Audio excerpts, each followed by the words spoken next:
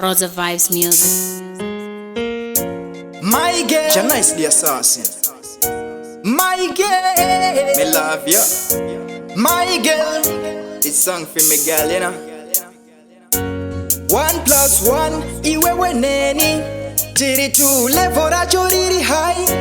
Ndokuda patuse pangu mwana sikana ndidi kuti undite goodbye.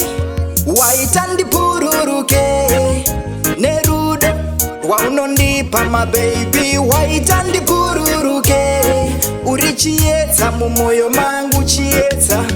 Waita ndibhururuke nerudo waunondipa my baby. Waita ndibhururuke urichiedza mumoyo mangu chiedza. Unondibata samambo bandinoti ndinokuda tsisi nyambo. Ndibate ruoko baby wangu hande ini newe tiri burukwane pande.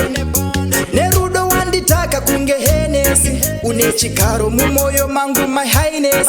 Rudo ruchipisa kani kufura fenesi sepachosa wanditonga kunge tenesi.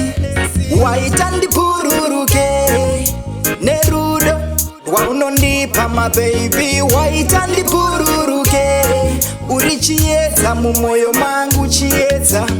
Waita ndibhururuke nerudo waunondipa my baby. Waita ndibhururuke urichiedza mumoyo mangu chiedza. Miss Pretty Face, my girl you are made.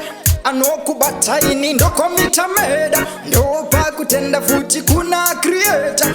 Uriruwa kudiriza inandimboneta. Tende unopenya kungesua pakati pemaruva ndiwa ndakachiva. Iwe neni tiri tu kunge njiva.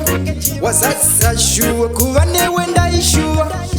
Waita ndibhururuke my baby, my baby. Waita ndibhururuke my baby, my baby.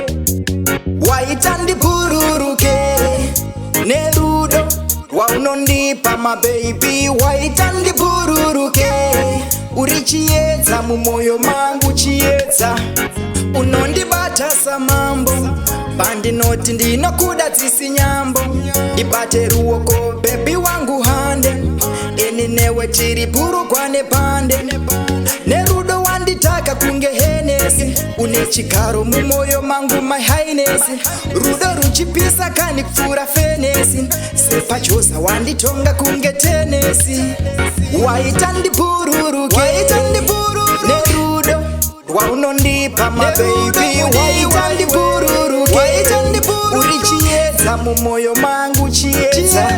Waita ndibhururuke nerudo waunondipa my baby. Waita ndibhururuke urichiedza mumoyo mangu chiedza. Samudiwa iwe